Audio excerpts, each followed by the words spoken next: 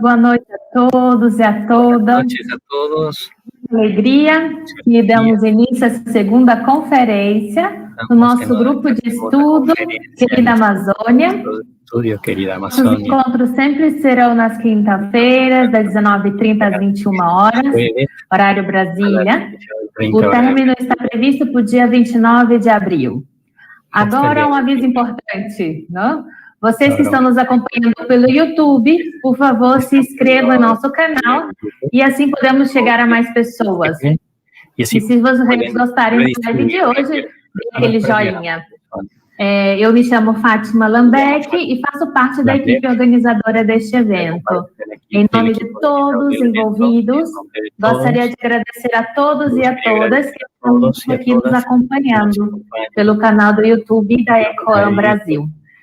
O objetivo deste grupo de estudo é promover diálogo entre o crescimento científico através do documento da exortação apostólica Querida Amazônia, do Santo Padre, o Papa Francisco, sobre o cuidado da casa comum.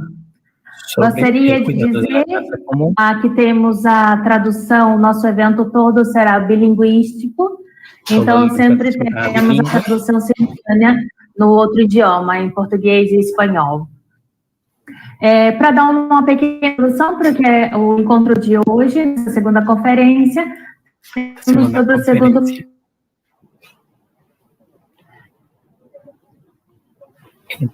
En el segundo capítulo se tiene como título El sueño cultural y como subcapítulos será presentado el poliedro amazónico, el cuidado de las raíces, el encuentro intercultural de las culturas amenazadas y los pueblos en riesgo, para ayudar a comprender un poco más de ese documento. Tendremos 3 invitados. Nuestra primera invitada es Moema Biese. Es una escritora, socióloga y militante feminista brasileña. Actuó en proyectos educativos en la región nordeste del Brasil y quedó asilada en el periodo del régimen militar entre 1973 a 1974. Trabajó en Perú, Inglaterra y México. Con la amnistía volvió al Brasil en 1980 y fundó la Red Mujer de Educación. Su principal obra es Si me dejan hablar, de Domitila, escrito en 1976, basado en la historia real de la militante feminista y operaria boliviana Domitila Barriero, a quien conoció en 1975 durante un evento en el Año Internacional de la Mujer en México. Recibió en el 2007 el diploma Berkeley del Senado brasileño. Fue una de las 52 brasileñas incluidas en la candidatura de las 100 mujeres para el Premio Nobel de la Paz en el 2005. Entonces, Moema, es una alegría muy grande tenerte con nosotros para enriquecernos con tu experiencia. Entonces, ahora te dejamos la palabra. Buenas noches, Moema. Buenas noches, buenas tardes para todos los que están oyendo ahora esta transmisión en vivo. Quería saludar a la gente querida que vive en la Amazonia, disfrutando de sus bosques, aguas, animales y tantas otras riquezas. Querida gente que, como yo, aquí en el sur del país, no vivo en la Amazonia, pero vivo mucho de la Amazonia, por todo lo que ella representa para el mundo, tanto por su ecosistema como por la sabiduría, por sus poblaciones que viven en su interior. Un saludo especial a mis 2 compañeros, Oscar Rivas y Félix de Paraguay, y Félix Frigeri de Argentina.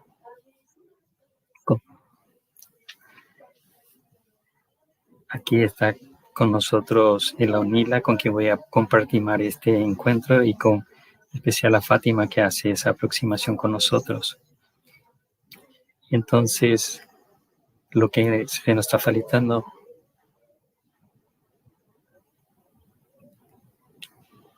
una aproximación, entonces, la exhortación del Papa Francisco, que es titulada Querida Amazonia, dirigida al pueblo de Dios y a todas las personas de buena voluntad.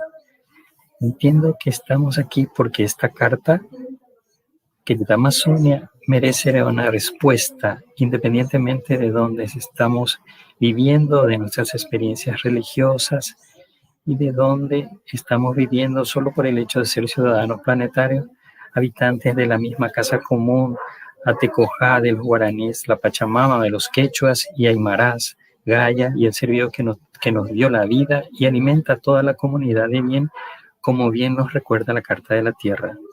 Para el inicio de esta charla, quiero honrar todas las poblaciones que viven en la Amazonia, particularmente las poblaciones tradicionales de las antiguas comunidades, de los esclavos huidos, de las riberas, de los pueblos mixtos, de las comunidades de caucho, castañares, comunidades de pesca artesanal, y pido también disculpas a todas las poblaciones por limitarme a mencionar aquí algunos aspectos culturales, pero directamente ligados a las poblaciones indígenas, esperando que otras y otros participantes de estas sesiones del webinar abarque sus intervenciones y el conjunto de estas poblaciones tan importantes para la vida de la querida Amazonia, particularmente en los días de hoy, en que conociendo una especie de coalición sociocultural que viene estableciendo a lo largo de organizaciones locales, regionales, planetarias, en pro de la vida de la Amazonia contra su destrucción. Me gustaría comenzar haciendo una invitación para imaginar por un instante lo que podría haber sido hoy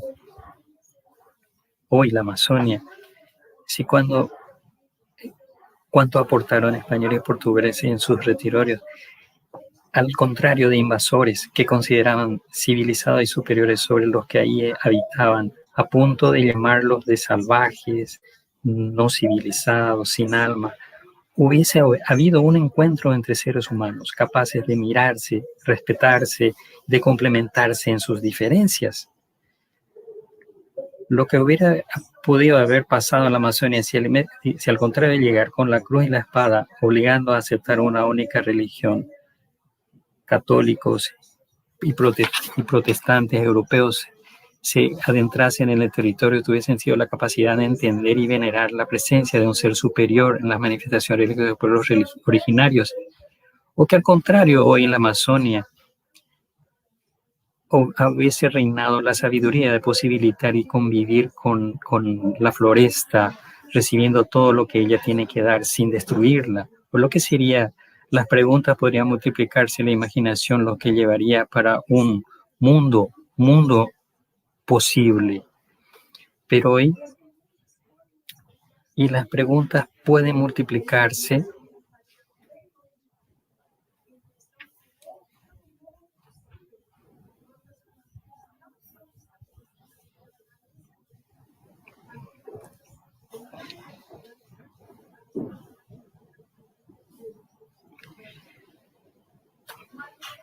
pero hoy estamos reunidos de un sueño cultural de la querida Amazonia, comenzando por el poliedro amazónico de la cuestión cultural, que puede ser entendida a partir de varios ángulos que componen cada cultura de cada pueblo, como también a partir de interculturalidad entre pueblos diversos. Aparte de eso, si miramos la Amazonia a partir de la aproximación de la ecología integral, la cultura está siempre asociada a las cuestiones sociales y ambientales. como se dio en la aula magna que se fue dado en el seminario pasado, las dos mujeres de la querida Amazonia, Inara Yacimiento y Yuma Wapichana, mucho de lo que hablaron desde el punto de vista de las cuestiones sociales venía cargado de cuestiones culturales y ambientales no resueltas. El poliedro amazónico que inicia el sueño cultural nos recuerda de entrada que la cultura solo puede ser vista en diferentes dimensiones e interconexiones. Inicialmente hay que trascender el concepto de cultura limitada, muy de moda en Brasil, limitando las expresiones artísticas como general parte, porque la cultura de un pueblo es su forma de producir y de manifestar su vida, incluyendo todo un sistema de ideas, de conocimientos, de técnicas, de artes, hábitos y normas de convivencia son aceptadas y transmitidas por los miembros de una colectividad como parte de su identidad. La lista de asuntos culturales es larga e incluye, entre otros, conocimientos y hábitos, por ejemplo, de cultivar el cultivo de la tierra, de alimentarse, de vestirse, de relacionarse, de realizar fiestas y conmemoraciones, realizar rituales para marcar diferentes aspectos y etapas de la vida, nacimiento, iniciación a la vida adulta, sepultamiento de los muertos, por ejemplo. Recordar la cultura de un pueblo incluye sus expresiones artículas, pero van mucho más, van más lejos de las mismas. Situándome en la parte del territorio panamazónico que queda en Brasil, voy a abordar rápidamente 3 aspectos que reflejan en algo las culturas de las poblaciones indígenas de la querida Amazonia: idiomas, alimentos, artes, sabiendo que mi querido amigo Oscar Rivas va a abordar otros aspectos de este poliedro.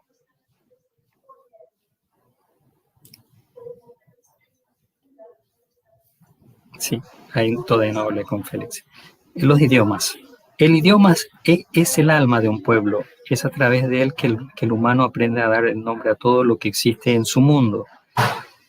Se estima que la mayoría de los 7,000 idiomas existentes en el mundo sean de pueblos originarios. Algunos de ellos son bastante complejos, verdaderas obras de arte, teniendo palabras como prefijos, sufixos, infixos, que modifican completamente el sentido de la palabra.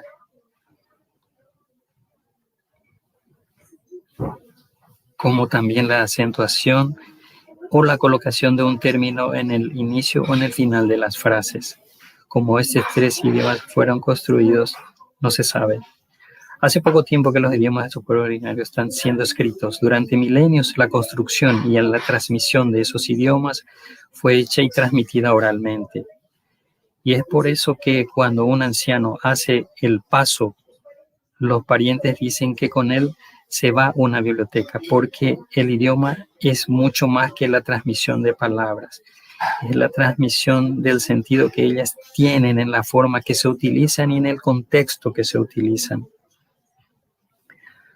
Juntamente con ustedes me gustaría honrar los idiomas conocidos en la Amazonia, Brasil, con un pequeño ejercicio.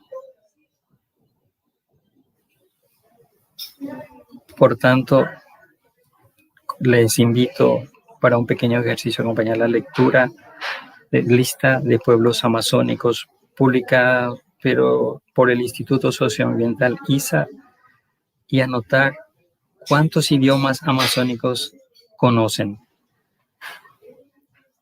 La listiza con esa: Apuriná, Arapap, Banagua, Banisa, Barazana, Bará, Pare, Purari, Deni, Desana, Dau, Icari, Utpa, Yaimame, Yanahuara, Chia, Yui, Yuma, Caixana, Caixcamabeba, Canam, Canamari, Canapam, Catueca, Yana, Caxanacari, Caxuyana, Colana, Coripaco, Coribo,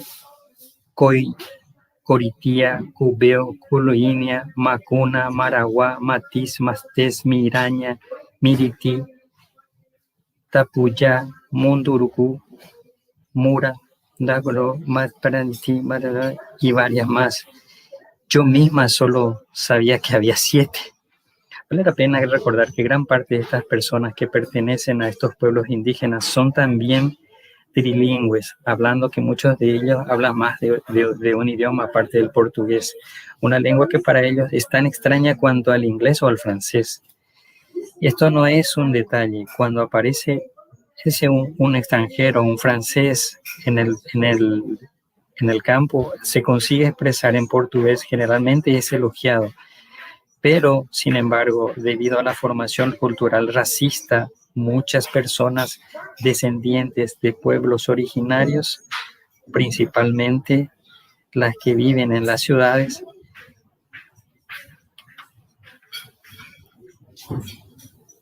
son motivos de burla si no pronuncian bien el portugués en la escuela, en la universidad, en el mercado, en la calle, al contrario de ser elogiados por facilitar la interculturalidad. Uh-huh.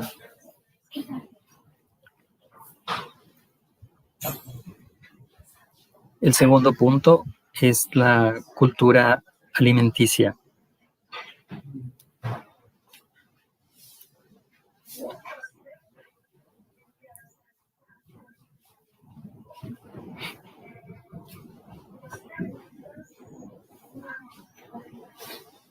El aspecto de las artes. Mejor, por la cultura alimenticia. Cuando hablamos de culturas alimenticias de los pueblos originarios de la Amazonia, para muchos de nosotros todavía queda la figura del indio con flecha cazando un pájaro o pescando. De hecho, la caza y la pesca constituyen hasta hoy parte importante de la alimentación de los pueblos originarios. Pero lejos trasciende la misma o con el uso de hojas de todos los tipos, raíces como mandioca, batata, cará, entre muchas otras frutas.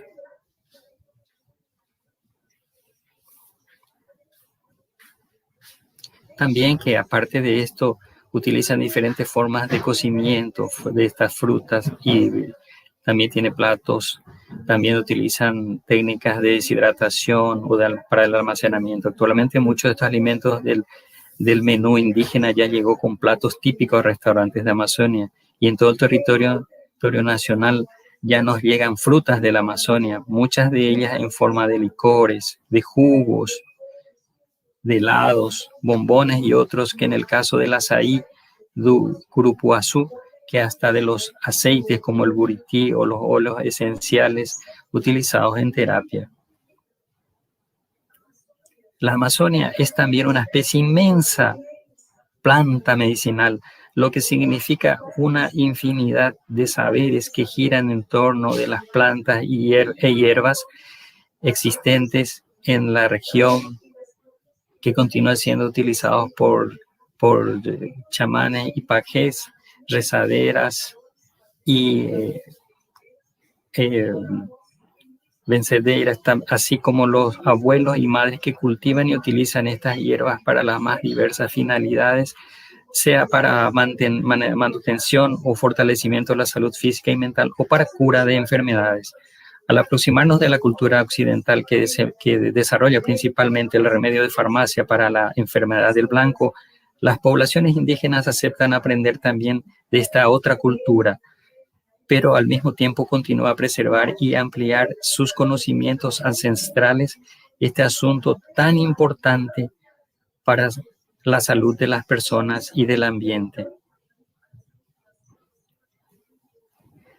Plantas y hierbas medicinales de la Amazonia hoy están ampliamente difundidas hasta en mercados como el de Punto de las Hierbas Medicinales frente al mercado Verelpeso en Belém do Pará, donde se tiene un folleto de lista de hierbas medicinales de la Amazonia. Están listadas 112 hierbas con sus respectivas funciones, incluyendo complementos alimenticios y funciones terapéuticas. La cultura alimentar es sin duda parte importante de la cultura y de la amalgama de culturas de los pueblos originarios de la querida Amazonia.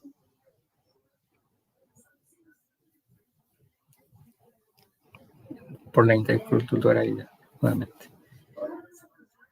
Ahora, las artes Como resalté en el inicio, para muchos la cultura se reduce a las manifestaciones artísticas en las poblaciones. En las poblaciones indígenas, estas son numerosas y frecuentemente vienen aliadas a otras manifestaciones culturales, particularmente a los rituales y a las fiestas.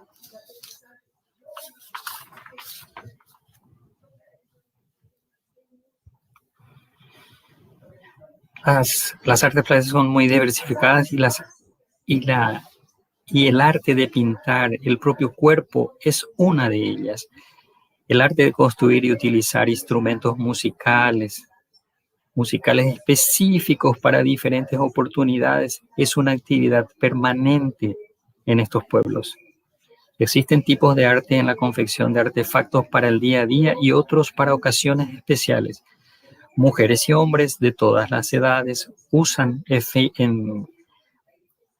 arreglos hechos por ellos mismos, collares, aros, pulseras, muchas cosas muy interesantes que hacen parte de la cultura se fusionan con las demás sabidurías existentes en la querida Amazonia.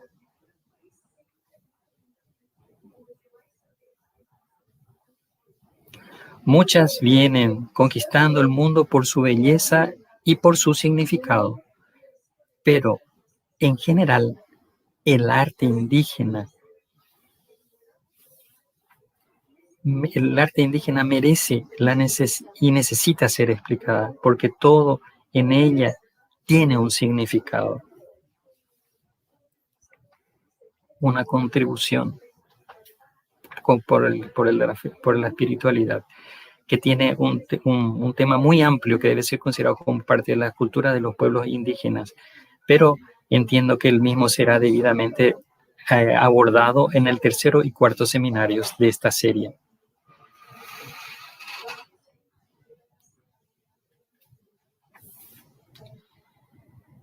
Entonces, para concluir, les traigo algunas propuestas en relación a estos tres aspectos: idioma, alimentación y arte, que el sueño cultural de la querida Amazonia me inspiró para compartir con ustedes. Son propuestas que pueden ser asumidas por los diferentes actores sociales, de los pueblos originarios, de la sociedad civil organizada, incluyendo las iglesias y los gobiernos, y las propuestas son: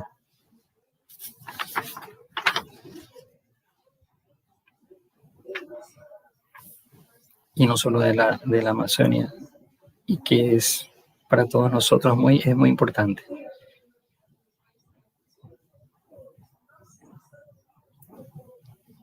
Y estamos vivos gracias a la Amazonia. Entre las propuestas la primera es fortalecer y ampliar las escuelas indígenas para que los niños de los pueblos originarios puedan aprender dentro de su cosmovisión, matemática, geografía, ciencias, filosofía, cultivo de la tierra y especialmente su historia, tan mal contada en los libros escolares a partir de la visión de los conquistadores.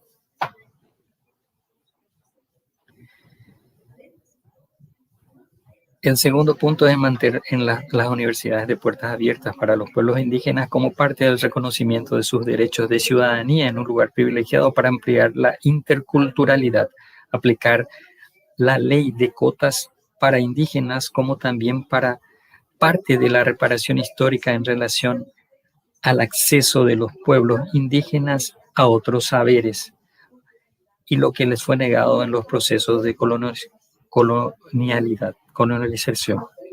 Implantar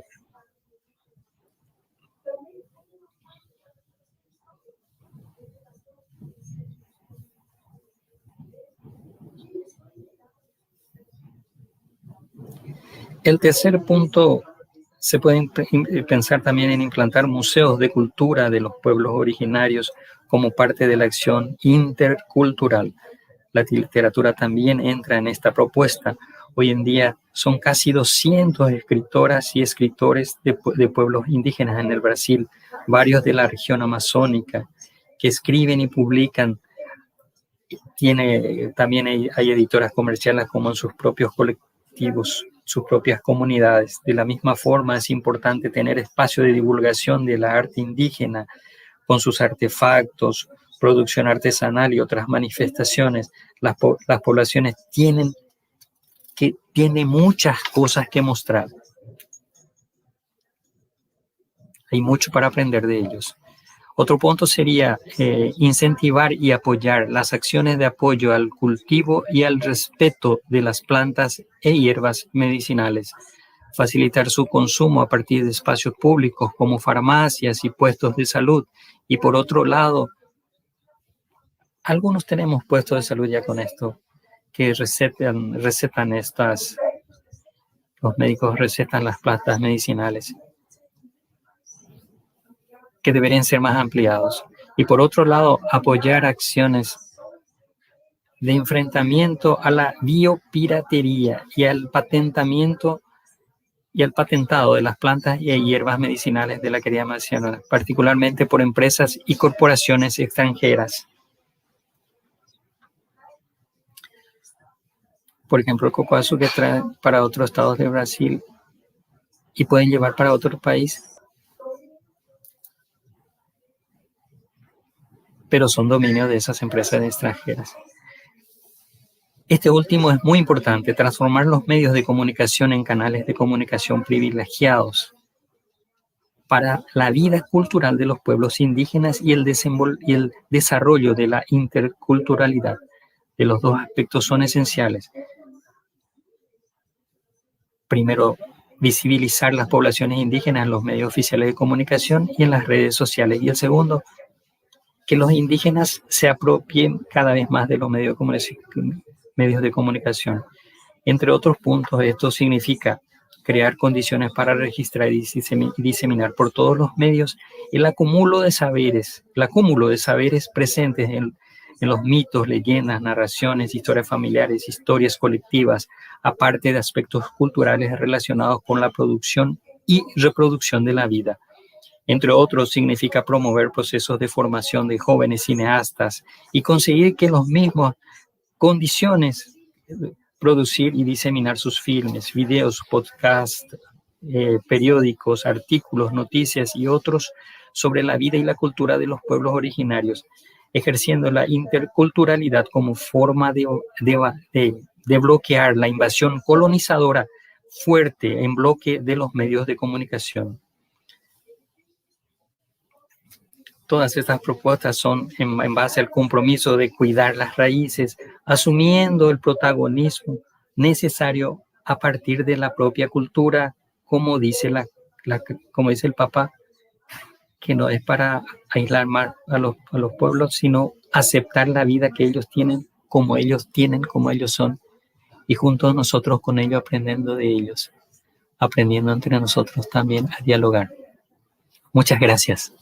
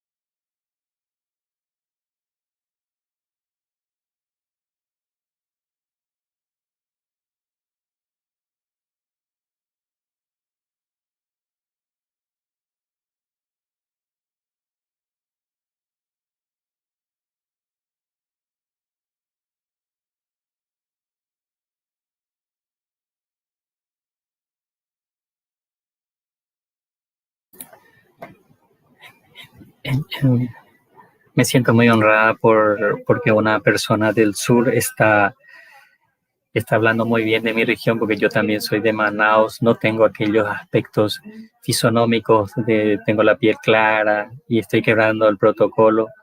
Y realmente debemos aprender mucho de los pueblos indígenas y como has dicho, realmente debemos aprender mucho como cuando llegamos a Belén y vemos vale ver el peso, vemos esa medicación realmente cultural que no distinguimos mucho lo que es, podemos colocar de ese modo, lo que es cosa de los blancos, lo que es cosa de los pueblos originarios. Quien es de esa región piensa que somos uno solo, pero cuando estamos fuera de ese territorio, nos potencializa y oírte a ti es encantador que alguien del sur hable bien de mi tierra, porque yo soy de Manaus. Como continente tenemos mucho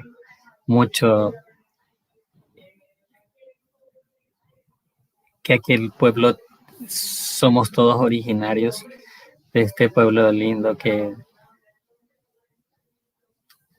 cuando hablaste de la lista es impresionante que hablamos muchas veces, usamos palabras de su idioma y no sabemos que existen tantos y pensamos que somos evolucionados y como que ahora estamos en vivo y cómo vamos a entendernos, 3 idiomas, 2,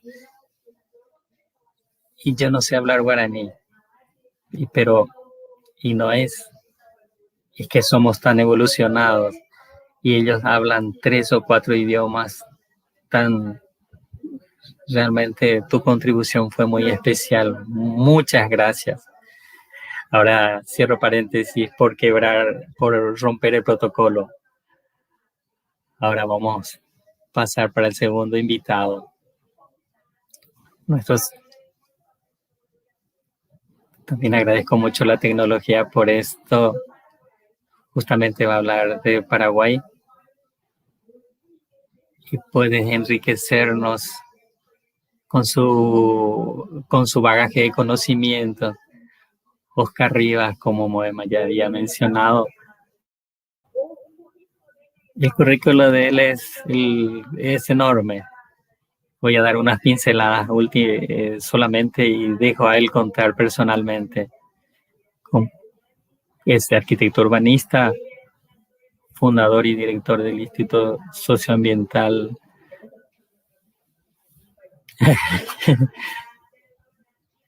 de la Escuela de Sustentabilidad desde el 1999. Ganó el premio Golden Aviron Prize del Brasil, del Ministerio de Brasil, durante el gobierno del 2009 hasta el 2012 fue miembro del Consejo de la Federación y de los Amigos de la Tierra Internacional 2000 a 2004, miembro fundador del movimiento Los Verdes Paraguay hasta junio de 2012 y profesor ordinario de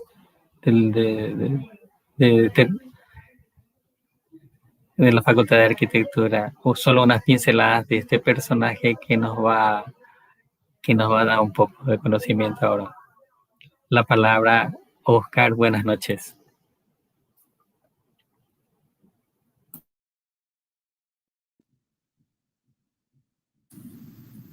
Pede para ele falar devagar, viu?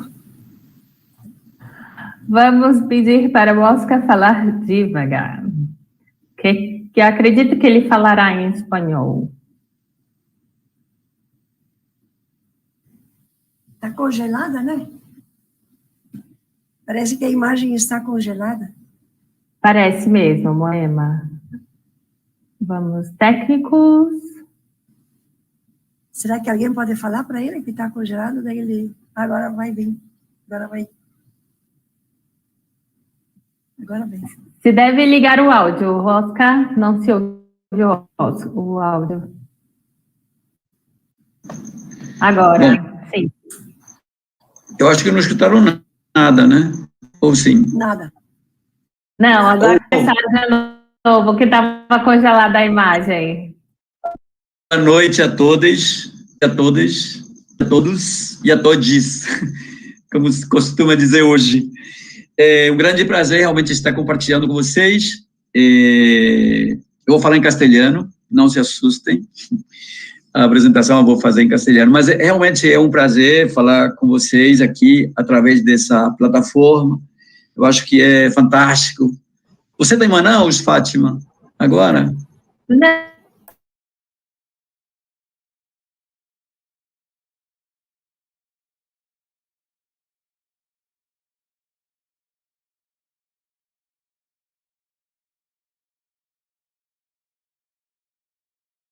Grande transcendência.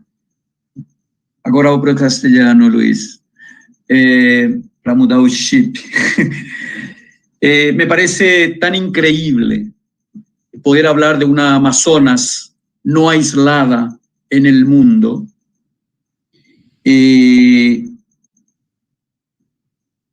Fecha. O Luiz está me dizendo que foi? Luis está diciéndome que cierre el micrófono del Meet. No, ¿verdad? No, tranquilo, para adelante. No. Ok. Porque en esta contemporánea civilización largamente equivocada, estamos tan acostumbrados a la fragmentación de absolutamente todo.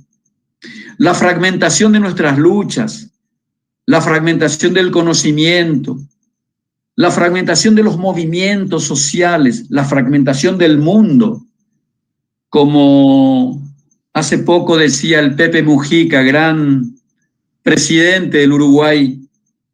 Por tantos años hemos construido, hemos desarrollado tantos países y hasta hoy no fuimos capaces de generar una nación. Esto me lleva a pensar en el Amazonas como algo que también muy recientemente estamos hablando de la integralidad de los grandes biomas, de las grandes bioregiones del mundo, no solamente de América del Sur. Pero aunque fuéramos solamente a hablar de una América del Sur cohesa, integrada, que fuera una, eso ya sería un salto civilizatorio fantástico que quizás pudiera darnos esperanzas que hoy es una de las mayores amenazas de nuestra civilización. Hoy, los que no somos seres humanos, ¿verdad? Los no seres humanos, la especie humana, está desesperanzada. Y estas pequeñas cosas, como pensar en una América del Sur integrada en sus ecosistemas, integrada sinérgicamente en sus diversas culturas fantásticas, pudiera quizás darnos un abrazo de esperanza y pensar en que ese futuro es posible y que está en marcha. Yo me pidieron que hablara sobre un sueño cultural. Yo le puse una pequeña frase de un enfoque, que es anunciando la Amazonía como el territorio donde aún todo sigue conectado. Y ojalá pudiéramos nosotros desde otros territorios conectarnos a ese todo que todavía sigue, sobrevive, y gracias a esa conexión intercultural que nos ofrece la Amazonía y los cientos de pueblos y culturas que ahí están para esperanzas nuestras.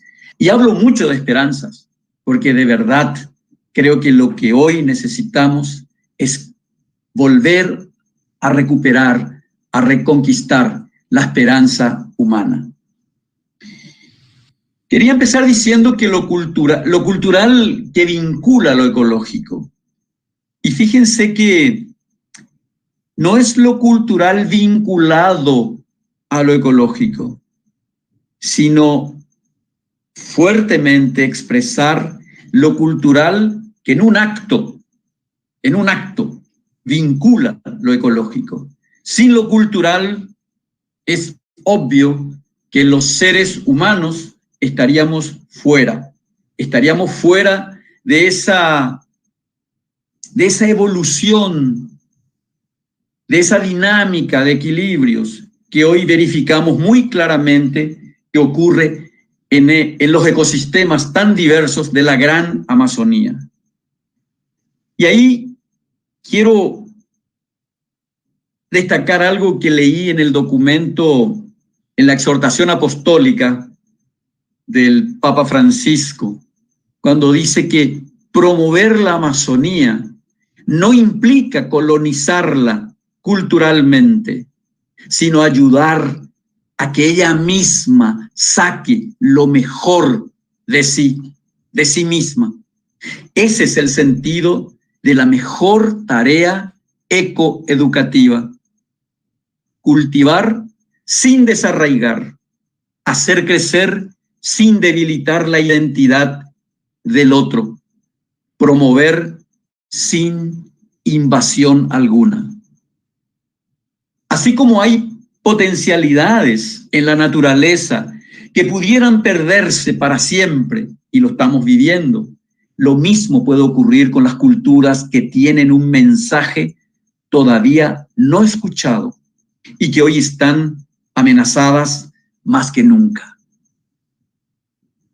Esta sentencia dicha en la exhortación del Papa puede encerrar todo lo que quisiera decir en esta presentación. Porque ¿qué más hay que decir después de esto? Dejar que el otro desarrolle su potencialidad sin que ninguno pudiera coartar ni cooptar. Esa es la agenda, esa es la hoja de ruta. No es posible imaginar los delicados hilos, equilibrios que existen entre los ecosistemas diversos de nuestra madre tierra sin que los vinculemos a las acciones e intervenciones de la especie humana en la diversidad de sus y a lo largo de toda la historia civilizatoria. Precisamente esta civilización está en una profunda crisis. Negar o minimizar la gran responsabilidad de las comunidades humanas en el estado del arte, de los fenómenos que vivimos, es simplemente no asumir que los humanos somos parte del problema, pero que también estaríamos ciegos ante la evidencia de que podemos ser protagonistas de las soluciones. No somos solo problemas, tenemos la potencialidad de poder llegar a ser soluciones. La historia de la Tierra nos arroja testimonios de estas ocurrencias de las diferentes culturas que se desarrollaron en nuestro planeta, tanto para los procesos destructivos como para los grandes y buenos aportes para la construcción de resiliencias y las contribuciones para la evolución positiva de la vida. Nuestra civilización actual, la dominante, la neoliberal, no solamente está en una profunda crisis, sino que categóricamente nos ha demostrado que está aplazada. El origen natural de la Amazonía y las contribuciones que las culturas prehistóricas y también actuales hacen a la mayor diversidad biológica de la Tierra. No podemos pensar en la Amazonía como una gran bioregión biodiversa, tanto cultural como ambiental, ecológicamente estática. Sigue su proceso evolutivo. Sigue este proceso de construcción y reconstrucción de formas adaptativas a las grandes adversidades que el planeta sufre, tanto naturalmente como artificialmente por acción antrópica. La Amazonía, con sus grandiosos ecosistemas y bosques tropicales, que es lo que más se conoce, es el responsable del suministro de la necesaria humedad para las grandes lluvias de toda América del Sur. Es la gran protagonista del enfriamiento necesario del actual clima global, cuya temperatura media está en constante aumento. Y como si todo fuera poco, contiene la mayor biodiversidad de toda la Tierra. Esto gracias a la permanente resistencia, la resistencia activa de los habitantes amazónicos, de las culturas amazónicas, que preservan fuertemente las culturas, las en plural, de la sustentabilidad.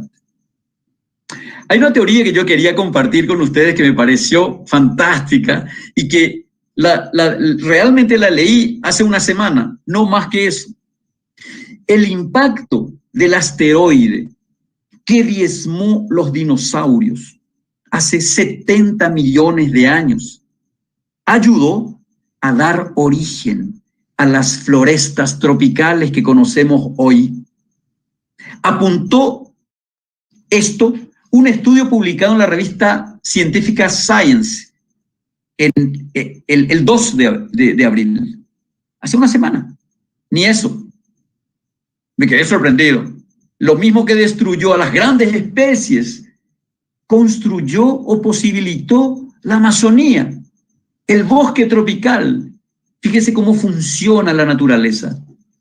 Los investigadores analizaron decenas de millares de fósiles de polen, esporas y hojas para entender cómo esta coalición del asteroide afectó a las selvas tropicales de América del Sur. Estos fósiles fueron colectados en 39 locales en toda Colombia, por ejemplo, la Amazonía colombiana, y datan de 70 millones a 56 millones de años atrás. Los científicos concluyeron que después de esta gran, enorme roca espacial haber caído en la Tierra, justamente en el Golfo de México, exterminando más del 75% de la vida de todo el planeta, el tipo de vegetación que formaba esos bosques tropicales que estaban en el trópico, también cambió drásticamente. Antes de la colisión, el bosque tropical que prosperaba en la Amazonía consistía en arbustos floridos, arbustos tipo cerrado, bañados por la luz del sol, muy ensolarados, que a su vez fluía a través de grandes heridas entre las copas de las coníferas, de las altas coníferas existentes entonces. Después del asteroide, este bosque con dosel abierto, porque eran coníferas, eran pinos, alerces y esas especies, se transformó en las florestas densas y oscuras de la Amazonía, la que conocemos hoy. Esto dicen los científicos. Yo les voy a pasar el link de todo el artículo científico porque es fantástico lo que ahí aparece. Sin embargo, durante más allá de los últimos 15.000 años, que la datación sigue creciendo en base a las informaciones que arrojan las investigaciones arqueológicas, ¿verdad? De arqueología cultural, de arqueología de fauna, de flora, etc. Se supone que hay una población humana en el área amazónica de más de 15.000 años. Hay unos estudios últimos que vi que no están todavía certificados que hablan de 20.000 años antes del presente. Estas poblaciones que habitaron desde entonces esta enorme bioregión aportaron sustantivamente en el cultivo de la biodiversidad que hoy conocemos, introduciendo semillas domesticadas desde sus antiguos orígenes. Y en estos procesos migratorios de masas humanas o de grupos humanos fueron enriqueciendo la biodiversidad de la Amazonía. Lo que hoy vemos en la Amazonía como gran diversidad biológica es el producto de un constante cultivo por parte de miles de pueblos a lo largo de miles de años hasta nuestros días. Eso significa que la Amazonía no es solamente un producto natural, es grandemente un producto cultural. ¿Pero de qué tipo de culturas? Las culturas de la sustentabilidad, las que aportan en los procesos enriquecedores de la evolución de la vida, y no como lo que hacemos nosotros hoy, que estamos convirtiendo ecosistemas para cultivos, para monocultivos, tanto de vacas como de soya. Monocultivos, o también árboles, pero monocultivos, y encima árboles exógenos. Estamos destruyendo la biodiversidad con la cultura de este racismo ambiental del cual nuestra civilización es parte. Sin embargo, por miles de años, las culturas originarias del Amazonas han enriquecido la biodiversidad. Esa es la hoja de ruta de la sustentabilidad. Y qué importante es el reconocimiento de este hecho. Y qué pocas veces hablamos de estas cosas. Qué pocas veces. Por eso es tan importante el reconocimiento de los pueblos en aislamiento voluntario, porque ellos detienen en su práctica cotidiana, en su andar a través de la selva, miles y miles de años en sus mochilas, en sus alforjas, en sus cestos de cestería. Y nosotros pensamos, como decía Fátima, que esas son las culturas atrasadas, las culturas no civilizadas. Es exactamente todo lo contrario. Y quería hablarles, tengo varios puntos que me gustaría hablar, pero quiero particularmente hablar de otro gran descubrimiento que había tenido ya en el proceso de la Río 92, cuando lo conocía David Yanomami en un encuentro indígena. Y cuando empecé a escuchar de algunos mitos, imagínense, considerábamos los blancos mitos, y era ciencia. Y cuando luego Antonio Nobre hace ciencia, hace una certificación científica de lo que varios pueblos, pero particularmente lo que fuera narrado por David del pueblo Yanomami, les había comentado. Y es el tema de los ríos voladores, que es una historia que para muchos técnicos, colegas, científicos, les resulta una fantasía, pero que cada vez más es una realidad. Hoy, cuando vamos a tratar el tema del agua, ya no podemos hablar de cuencas simplemente, de vacías. No podemos hablar simplemente de los cuerpos de agua superficiales. No podemos hablar ni siquiera de los que están subterráneos.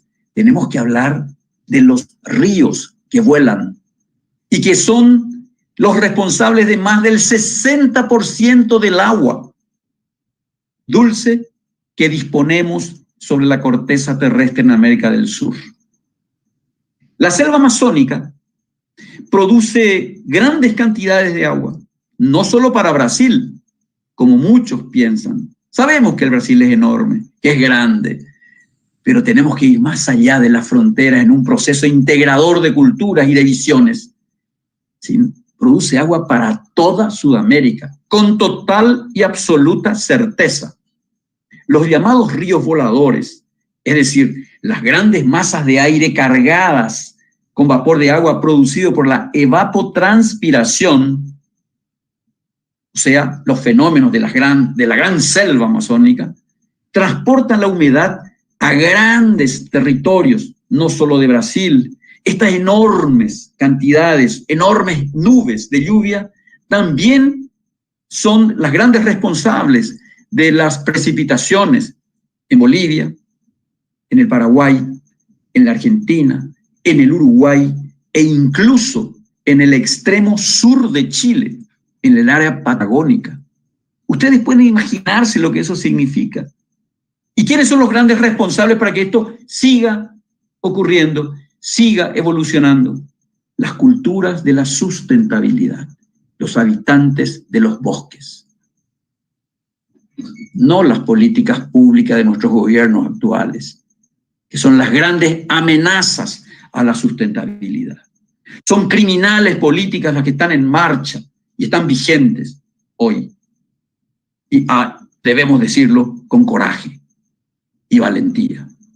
Según un estudio del Instituto Estatal de Investigación, el INPA, un árbol de 10 metros de diámetro puede soltar más de 300 litros de agua a la atmósfera en forma de vapor por día, más del doble de lo que un brasileño pueda consumir diariamente. La preservación de la Amazonía es fundamental para la agricultura, para la producción de comida, para la producción de alimentos sanos y para la producción de energía en todo el continente. Las grandes represas hidroeléctricas dependen del agua y de la productividad que los territorios tienen del agua. Y aquí la Amazonía es responsable de un porcentaje que va más allá del 40 a 50% de la irrupción de estos ríos, que producen energía.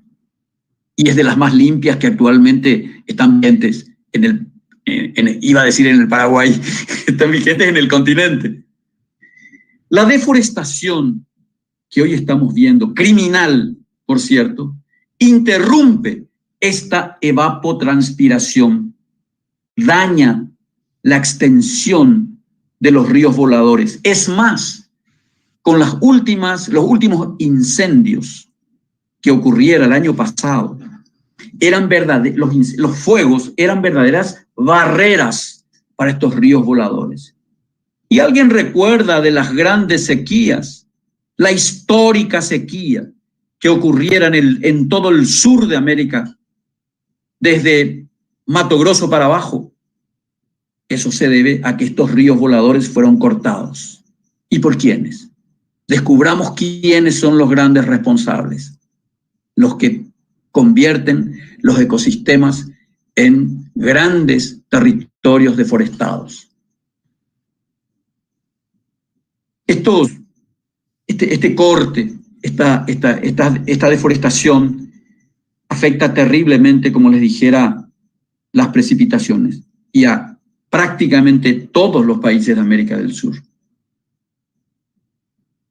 Y un detalle no menor: el Amazonas, la Amazonía, es responsable de 1/5, de la quinta parte del agua que llega a los océanos en el mundo.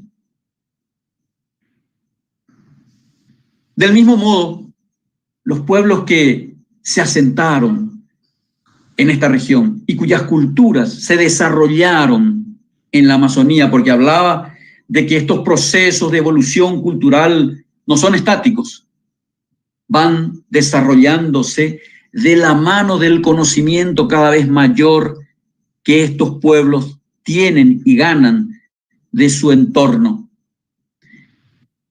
Y que encima no se quedan en un sitio, porque estos pueblos no son pueblos urbanos, no generan ciudades, son pueblos que van moviéndose, así como se mueven migrando muchas especies vivas de estos grandes ecosistemas. Y a través de los grandes desplazamientos y también de migraciones mesiánicas, fueron ocupando territorios en todo el continente, diseminando cultura. Nadie puede decir, mi cultura es endémica. No, la cultura actual es fruto de un mosaico de conocimientos que fueron fluyendo y fueron incorporándose a los conocimientos de las comunidades receptoras de estos pueblos migrantes, de estas poblaciones que fueron desplazándose.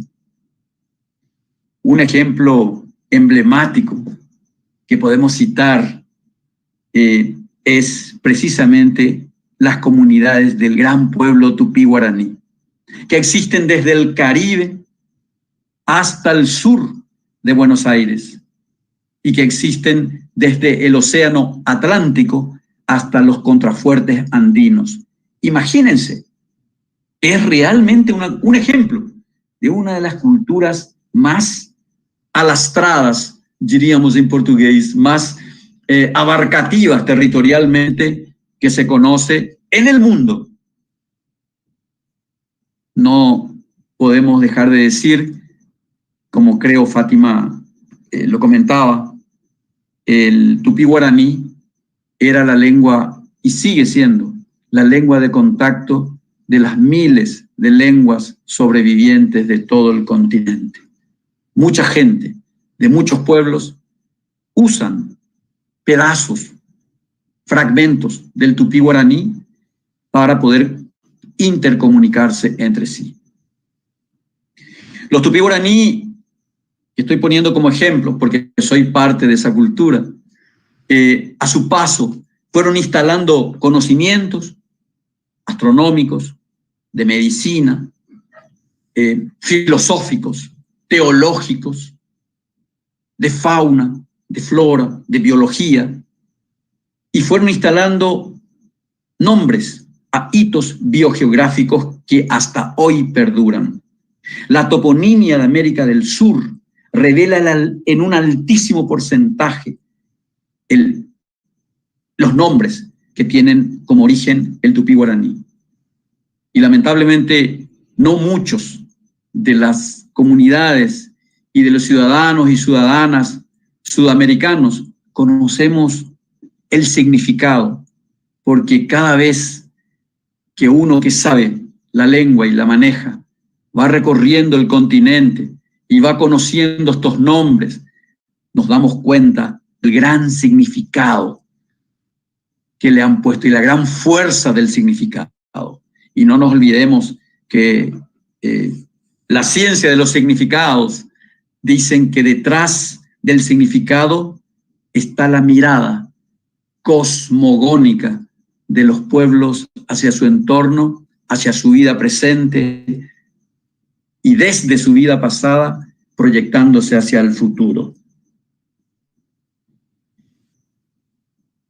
Podemos, como un ejemplo, que siempre comento y Moema lo conoce porque muchas veces estuve hablando de esto, el antiguo nombre de la cuenca del Plata, Luis, vos coincidirás conmigo, es Paraguay, y cuyo significado es agua que pertenece al mar. Nada más descriptivo. Y ese nombre de la cuenca también le dieron al Talbec, a la unión de puntos más bajos de la cuenca que constituye el río Paraguay en origen, actualmente Paraguay, por una perversidad fonética. Y es el que desemboca en el océano. En los mapas hasta finales del siglo XVIII todavía aparecía esa toponimia, ese nombre al gran río Paraguay, que luego, por razones geopolíticas, le cambian el nombre a partir de la confluencia. Fíjense, porque es el río Paraná el afluente del Paraguay. Eso es clarísimo, mirando el mapa, mirando las condiciones hidrobiogeológicas, ¿verdad?, de nuestro continente. Y esto lo saben los indígenas. Es simplemente los remanentes sobrevivientes de los pueblos tupí-guaraní, hasta hoy lo saben y lo manejan y lo defienden. Esto lo digo con mucha propiedad, porque hice varias entrevistas con pueblos muiá que están en la costa atlántica en Brasil, preguntando cómo se llama tal cosa. Y me contaron lo que saben desde la antigua sabiduría, que fue cambiada por la educación formal, que en realidad creo que es una mala educación formal, ¿verdad? Es una erosión de la cultura. Y finalmente, hablar de quizás el peor problema que asola a la humanidad, que es la crisis climática. Y el Amazonas y sus selvas tropicales, que almacenan entre 90 y 140 mil millones de toneladas de carbono, contribuyen a que el clima pueda intentar estabilizarse.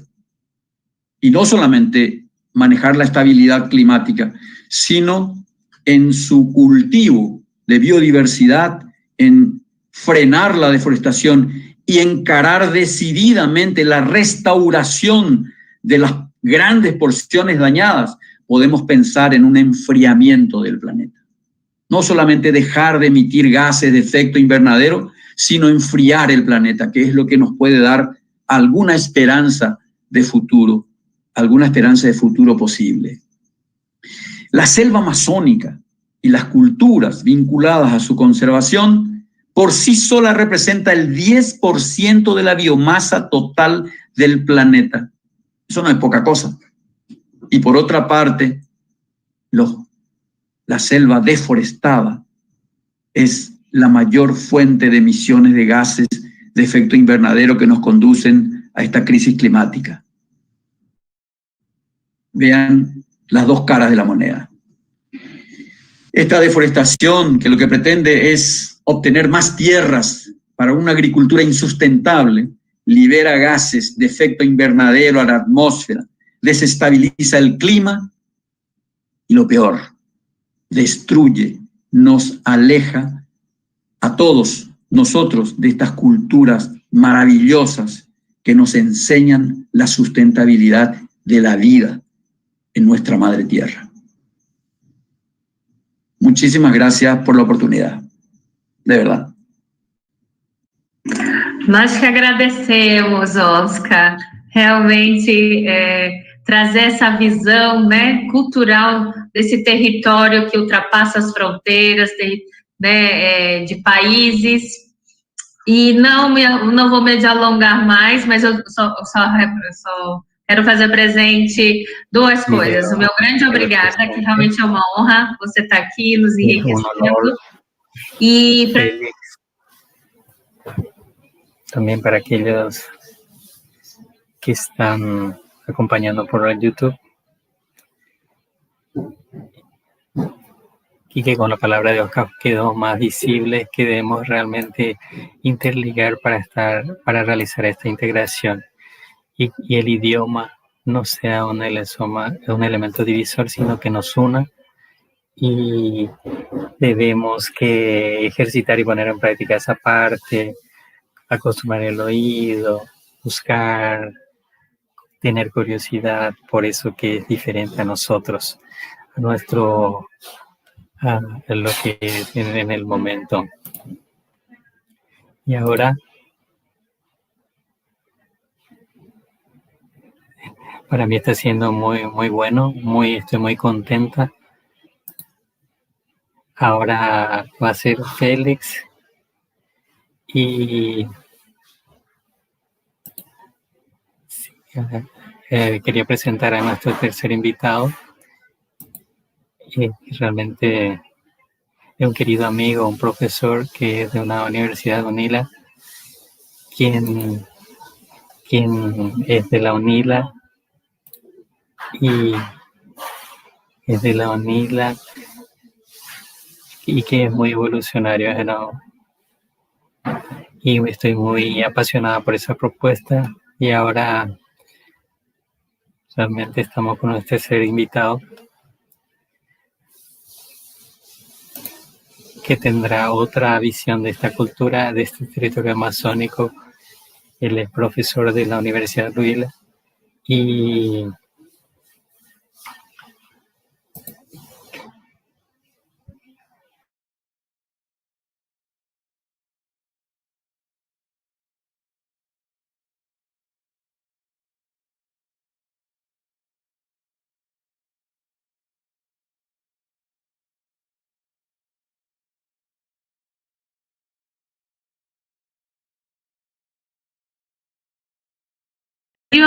já em espanhol, avançado da Universidade Nacional de Córdoba, e é professor adjunto atualmente, foi o professor adjunto da Universidade Autônoma de Entre Rios. Então, é uma grande alegria a sua presença, Félix. depois do meu professor querido, e argentino. Não sei se tu falarás em espanhol ou em castelhano ou em português, mas seja muito bem-vindo. Boa noite, Félix. Buenas noches, Fátima. Buenas noches. Bueno, primero que nada, una alegría muy linda estar acá, compartir con todos los compañeros que están presentes. Bueno, por un lado, compartir con estos compañeros tan importantes, digamos, como personalidades, pero también ahora me animo a decir así, recién les conozco a Oscar y a Moema, pero digo, tan lindas personas, digamos, ¿no? Que eso uno se siente re bien, digamos, de poder hacer eso, ¿no? Poder compartir eso. También, por lo que entiendo, la organización está relacionada con el movimiento de los focolares, por lo que entiendo, ¿no es cierto? Y yo tuve muchos años trabajando en las comunidades eclesiales de base, y ahí me relacioné también en un lugar llamado El Trébol, allá en la provincia de Santa Fe, con el movimiento de los focolares. Tuve muy linda experiencia de trabajo en conjunto con ellos también. Así que bueno, es una alegría estar acá. Y Fátima me pidió para hablar del buen vivir, sobre todo. Pablo, só uma coisa, não sei se só eu que não te vejo, ou a tua câmera está aberta, só para confirmar aqui. A ver. Não sei se a conexão está boa também. E uma coisa de falar um pouco pausado. Um pouco mais devagar. Devagar, ya devagar. Isso. Tá. ¿No me están viendo? Não vemos você. Você é tão bonito, Félix, a gente quer te ver. Gracias. No, a ver, voy a probar, voy a apagar la cámara y la voy a prender de vuelta. A ver si se ve ahí. Ya estoy. ¿Ahora? ¿Tampoco no? Tampoco no. No, ainda no. La verdad que no sé cómo hacer. Porque yo salgo, yo en el cuadradito de arriba estoy saliendo, me veo, digamos. Então, hacemos assim. Tu hablas e a técnica dá uma resolvida aqui. A gente põe uma foto tua, alguma coisa para ficar um pouco mais caloroso esse momento. Mas pode ir para frente. Bueno. Así yo, primero que nada, hablar del tema indígena, siempre uno se siente en algún sentido un poco incómodo, porque yo me siento, gracias yo tengo muchos años de militancia con los compañeros indígenas en mi zona. Yo soy del Chaco santafesino, donde termina el Chaco geográfico, y ahí estuve muchos años en el comienzo de la organización de los Mocón y de los Com, que le llaman Guaycurúe también así, pero un nombre puesto de afuera, ese de Guaycurúe. Y cuando ellos empezaron a organizarse ahí, que son los paisanos, digamos, como decimos, de mi zona. Y después, bueno, cuando fui para Entre Ríos a trabajar, ahí me relacioné con los movimientos charrúa, que estaba haciendo un proceso de lo que dicen algunos etnogénesis, de recuperar su ser indígena.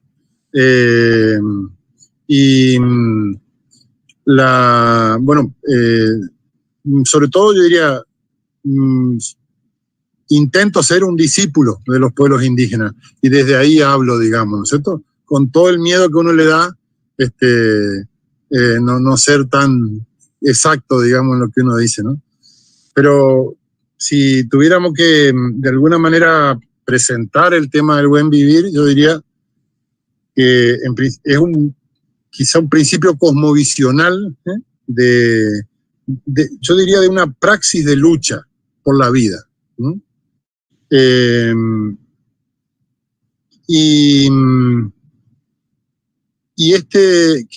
fundamentalmente consiste en dos cosas, que son la comunión con los demás seres humanos y la comunión con lo que occidentalmente llamamos naturaleza. pero entendiéndola desde la visión indígena, porque ese tipo de naturaleza así entendida, digamos, con el cual se hace esa unión. ¿Mm? O sea que es exactamente lo contrario al capitalismo, porque el capitalismo, justamente su esencia es la explotación del hombre y la explotación de la naturaleza. Y ahí está la gran fuerza para mí del buen vivir como propuesta política, que después, que es justamente que es una propuesta profundamente superadora del capitalismo, aunque es inmensamente preexistente al capitalismo, ¿no? Existe desde muchísimo antes,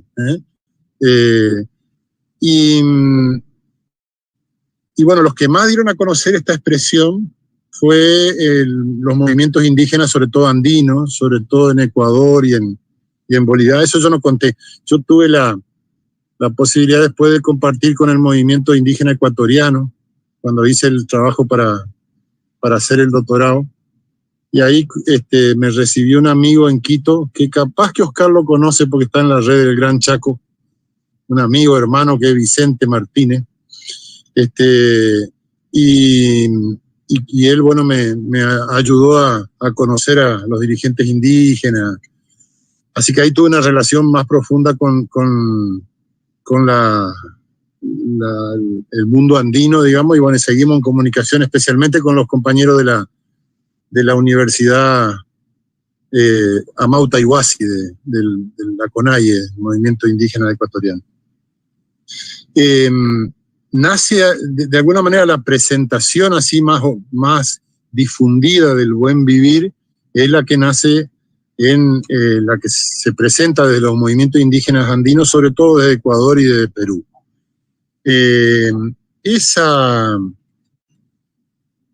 Ahí está presentado sobre todo dos términos, digamos, que uno es el summa causai, sobre todo en el quechua, y el otro es el summa camaña en la zona aymara, digamos. Lo del summa causa, así para el que no conoce, hay seguramente varios que deben conocer, indicaría dos palabras, digamos. El causa y es la vida entendida como relación, ¿no? Y ya explico un poquito eso. Y el summa es no solamente bueno, sino pleno, algo profundamente como tirando a completo, y en algún sentido también algo lindo. En algunos lugares remarca más eso. Si yo lo tendría que traducir hoy, bueno, Luis Macas, por ejemplo, que fue uno de los dirigentes históricos ahí, habla de la vida en plenitud. Y los dirigentes indígenas bolivianos, sobre todo Yampara, Choquehuanca, que ahora es vicepresidente, ellos trabajan mucho la oposición, por ejemplo, del summa camaña con el concepto de desarrollo. Si yo tendría que decirlo así para entender cómo estamos hablando ahora, yo diría que quizá una forma de traducirlo sería convivir plenamente, porque ese vivir es un vivir comunitario, y porque el plenamente indica ese bueno que te llena el alma, digamos, y que llena el alma de un pueblo.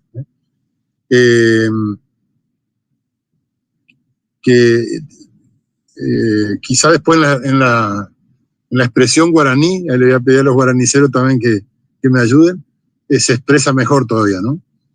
Hay tres bases que yo veo en el buen vivir en la expresión andina. Uno es lo que podríamos decir base ontológica, que es que el mundo andino se entiende por pares opuestos complementarios. O sea, el mundo andino no concibe la unidad como individualidad, sino que concibe la unión de pares opuestos complementarios, ¿no? Sol y luna, día y noche, tierra y cielo como firmamento, hombre, mujer. Es lo que llaman Kari Warmi Kai. El principio Kari, hombre, Warmi, mujer, Kai sería un aquí y ahora vivo, digamos, ¿no? Ahí el tema de la unión es un tema central para el mundo andino, porque es la palabra Ntin, Tawa Ntin suyo. Nosotros, Ntin es unión, y Ntin es Inti también, porque el sol, porque el gran unidor es el sol. O sea, el sol, a ver, esto Oscar debe saber muchísimo más que yo, es el que hace la fotosíntesis, el sol es el gran unidor de los distintos elementos de la naturaleza, ¿no? Entonces, el Ntin, la unión, es la unión de distintos que son complementarios, es la estructura ontológica de toda la Pachamama, ¿no? De toda la tierra, digamos, ¿no? Es la estructura ontológica. Esa es una de las bases para entender el buen vivir. La hija de esa base ontológica, podríamos decir, está la base ética, que es la reciprocidad. O sea, si los opuestos, los distintos, se necesitan complementarse, entonces de ahí deriva que la praxis, la manera de actuar es ser recíproco uno con el otro.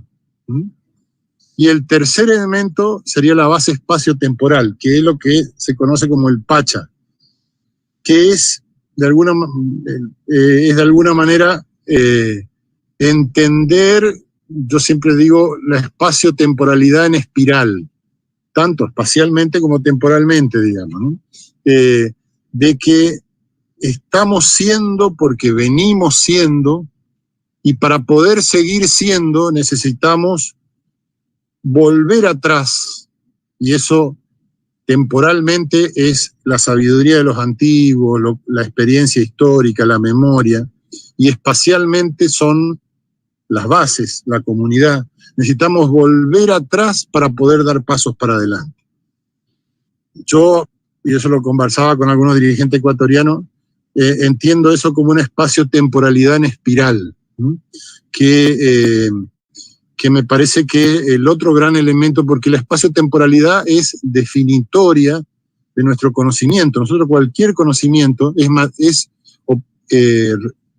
cuando lo recibimos, lo metemos en una espacio-temporalidad, ¿no? O sea, es una matriz epistemológica, espacio-temporalidad. Y cuestionar ese tema desde lo indígena es un tema muy importante para poder comprender también otros elementos que nos abran la cabeza y que nos liberen de la dependencia de la civilización capitalista, digamos. De alguna manera podríamos decir, arriesgando mucho, que posiblemente el buen vivir se pueda pensar como un concepto panétnico para los pueblos indígenas de América, de la Via Yala. Es difícil decir esto porque nadie conoce, Moema nombró muy bien ahí un montón de pueblos, ¿no? Nadie conoce ni nadie va a conocer nunca a todos los pueblos y sus cosmovisiones. Por suerte tenemos una inmensa y riquísima diversidad, digamos, que es imposible de conocer. Ahora, todos los que yo pude conocer a través de la militancia, a través del estudio, todos tienen algún principio con distinto nombre cosmovisional, donde estas dos centralidades, la comunión con los demás seres humanos, en la comunidad humana, y la comunión con la naturaleza son los principios vertebradores de la vida, con distintos nombres y con distintas expresiones. Pero todos los pueblos que conozco o que empiezo a conocer tienen esa presencia. Por eso quizá se podría pensar como un concepto panétnico, aunque eso como una posibilidad, ¿no es cierto?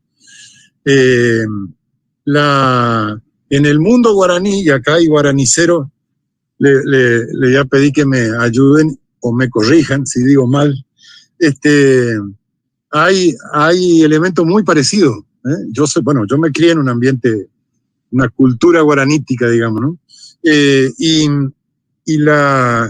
Aunque el principio quizá cosmovisional clave en el mundo guaranítico es el ñandereco. El ñandereco, como modo propio de ser, como la vida que es un modo de vida del cual está enamorado, te gusta vivir así, por eso es teco porá, y quizá la palabra porá sea más rica para expresar que el sumaj andino, lo que es estar enamorado de un modo de vivir, ¿no? Sentirse bien con ese modo, es lindo vivir así, porá lo traducen como lindo generalmente, ¿no? Pero es más plena la palabra, ¿no? Y pasando un poco a la parte política, para ir encaminando así ya para el final, yo diría, ¿cuál fue el gran elemento que hizo del buen vivir una propuesta política? ¿Por qué? ¿Qué es el buen vivir hoy? Digamos, es un modo de vida, una praxis de lucha por la vida ancestral que está herida, está acosada, está perseguida, pero está viva y es milenaria, es ancestral. Y eso lo podemos decir posiblemente de todos los pueblos indígenas en América. Y que el buen vivir transforma eso en propuesta política, no solamente para el mundo indígena, sino para todos. Ese es el planteo que se hace principalmente desde Ecuador en adelante. Es lo que se llama politización de lo étnico, que de alguna manera encamina con fuerza a los movimientos indígenas, porque los movimientos indígenas tenían el problema de que algunos de los militantes así más comprometidos políticamente veían solamente el tema de la lucha de clase, los disfrazaban de campesinos, y sin embargo no entendían, por ejemplo, la espiritualidad. Yo milité con los indígenas, con compañeros marxistas, por ejemplo, ¿no es cierto? Y buena gente eran, muy buena gente. Pero cuando llegaba el momento de la reza, cuando empezaban a explicarte otras cosas, digamos así, quedaban ahí como diciendo, bueno, qué sé yo, hay que esperar que terminen de hablar de esto para que podamos hablar de política. Y eran buenas personas, eran respetuosos y qué sé yo, pero no podían entender eso. Por otro lado, o sea, eso sería el camino de la politización occidental, que estuvo presente en el mundo indígena, que lo ayudó mucho, también es cierto que lo ayudó mucho a constituirse, pero que no lo comprendía del todo. Y por otro lado, la mirada solamente culturalista, digamos, que insistía en la diversidad, insistía en la conservación de las costumbres, y que todo eso es valioso, pero no daba el paso a politizar eso. Y entonces muchas veces se caía en una especie de folclorismo o de pintorequismo, y el hecho de que se politice lo cultural tuvo la virtud de llenar de un contenido original la lucha indígena. No tenían que pedirle prestado a nadie conceptos ni ideas, sino que tenían en sí mismo todos los elementos para la lucha política, y a la vez plantear quizá una de las propuestas más originales a nivel político, más latinoamericanas, podemos decir, de todas las propuestas políticas que se presentaron como superadoras del capitalismo. Por supuesto, esto dio algunos frutos, así como por ejemplo el nuevo constitucionalismo, hacer llegar al nuevo constitucionalismo latinoamericano a sus momentos más hermosos, más brillantes. Hoy en día Chile se está planteando los principios indígenas para pensar su constitución, por ejemplo. Y también yo creo que necesita indudablemente dialogar con otras propuestas revolucionarias, otras propuestas que se presenten como superadoras del capitalismo. Con el marxismo, con el anarquismo, con el populismo de izquierda, con los nacionalismos antiimperialistas, con el cristianismo de liberación, con las filosofías de la liberación. Es un diálogo, me parece que es muy necesario, muy importante, y que de hecho siempre lo hizo el movimiento indígena. Siempre lo hizo. Y bueno, y lo último yo diría para terminar, en Ecuador madura el tema de los derechos de la Pachamama, o derechos de la naturaleza. Yo siempre digo que en la Constitución ecuatoriana, la palabra más importante de la Constitución es la palabra O, porque dice derechos de la naturaleza o Pachamama. O sea, que hay que entender a la naturaleza como Pachamama. Y si se entiende la naturaleza como Pachamama, para legislar, para interpretar jurídicamente, por ejemplo, la constitucionalidad de los actos, de las leyes y de los actos, hay que preguntarle a los que conocen lo que es la Pachamama, que son los sabios indígenas. Lamentablemente, por supuesto, para llegar a eso hay toda una lucha política, ¿no es cierto?, además de interpretarlo así. Pero me parece que es muy importante entender ahí también un planteo, lo que se llama, lo que Gudina, sobre todo eso llama de paradigma biocéntrico, que supera para mí en calidad a la ecología profunda europea. ¿Por qué? Porque en Europa, con todo el respeto y toda la búsqueda hermosa que han hecho, no se vive eso. Acá se vive milenariamente eso. Es una praxis viva. No hay que aplicar una teoría. Hay que entender una praxis y en todo caso extenderla, enfrentarla con los problemas actuales.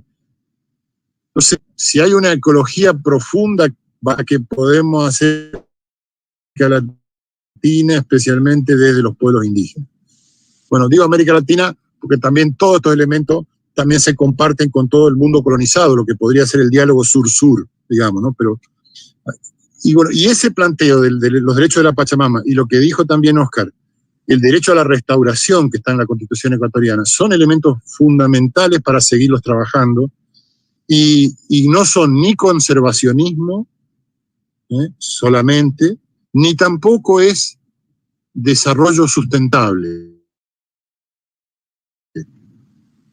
Ninguna de esas dos cosas. Es otra forma de hacer ecología desde la lucha vida, desde la defensa conjunta de la vida humana con la vida con los circuitos de vida de todos los seres vivos. Y es muy interesante trabajar, renovar un poco el planteo ecológico desde las sabidurías indígenas, y que tiene una expresión en esto que se ha dado en llamar como expresión para poner en la Constitución derechos de la Pachamama. Bueno, no me quiero pasar el tiempo, pero una alegría estar acá y muy contento de poder por lo menos agregar un granito de arena. Muito obrigada, Pablo. Realmente foi uma aula. Para mim ficava muito presente isso aqui, né? De eleger eu viver bem, né? Isso aqui foi muito... E Pachamama, não sei se... O que seria Pachamama? ¿Qué significa esta frase? Pacha es la espacio-temporalidad en el mundo indígena, Pacha. Y Pachamama forma de alguna manera una paridad complementaria con Pachatata. Mama es mamá y tata es papá. Hay ahí una complementariedad, pero el ámbito vital nuestro, si podríamos traducirlo, sería nuestro ámbito vital, sería la Pachamama, el ámbito vital, que incluye todo, digamos, incluye, no hay una división de seres vivos, de seres animados y seres inanimados en el mundo indígena. Todo es vida, la vida se da en la relación entre todos los elementos de la naturaleza, así que no hay una separación de seres vivos y seres inanimados. La Pachamama sería ese ámbito vital, esto dicho desde nosotros, digamos, ¿no? Pero en realidad la mirada es que es, por eso, una madre que mantiene la vida de todos los seres vivos. Eso en la mirada biocéntrica, digamos, ¿no? Antropocéntricamente diríamos es nuestro ámbito vital, pero no es solamente eso, es el ámbito vital de todo. Muito obrigada. Bem, estamos chegando. Olha, aqui na parte de, como se diz, stand-by, né? Na parte aqui por trás das cortinas, chegaram alguns comentários de muitas felicitações, quanto está agradecido por esse momento de realmente. Por ese momento, agradecemos a todos. Agradecemos a todos. Fue un momento enriquecedor. Agradecemos este momento en vivo de compartir conocimientos. Realmente fue un momento muy especial. Enriquecemos, agradecemos a esas grandes personas culturalmente y que aquello expresa la vida de ustedes también, el caminar de cada uno de ustedes y aquello que están asistiendo, una oportunidad única de tenerles a ustedes.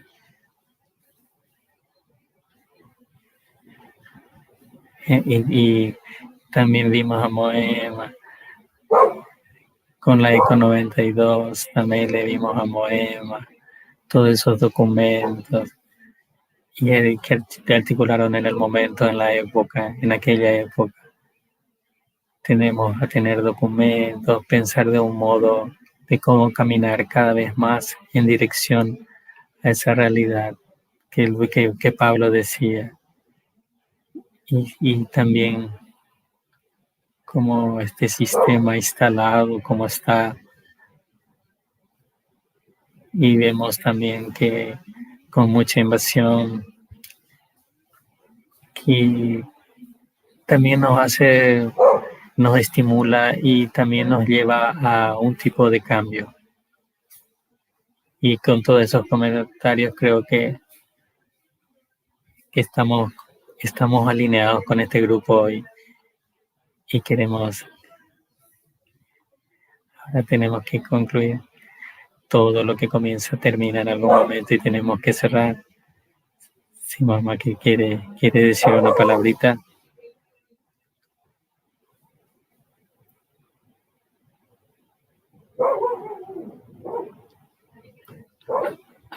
Ahora,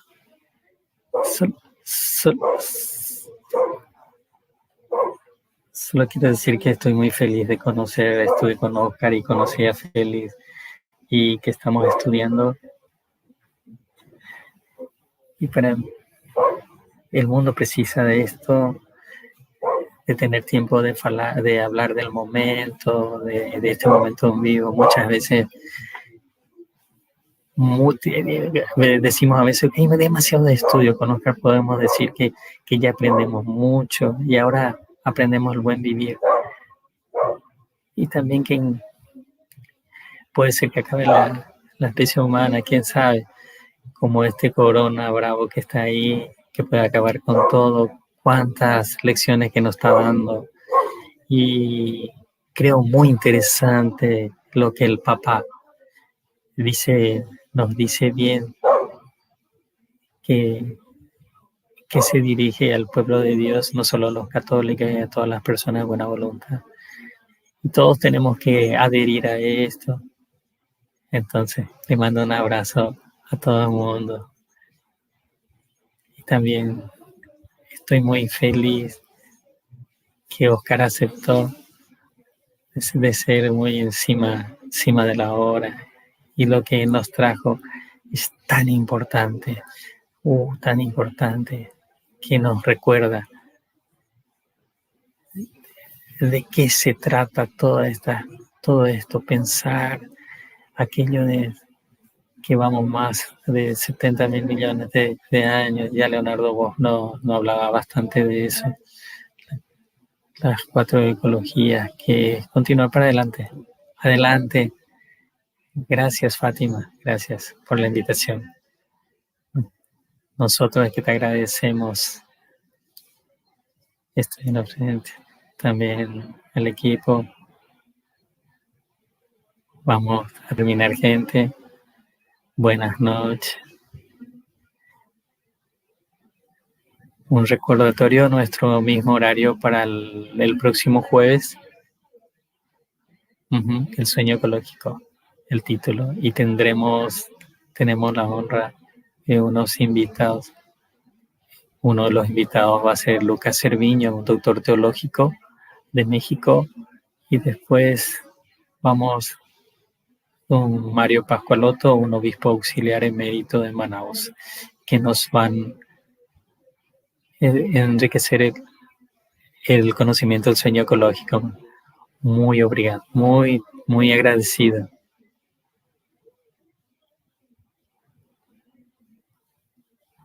Fui la única mujer que habla de ecología, sí, en este panel. ¡Qué honra, qué honra! Vamos a ver qué.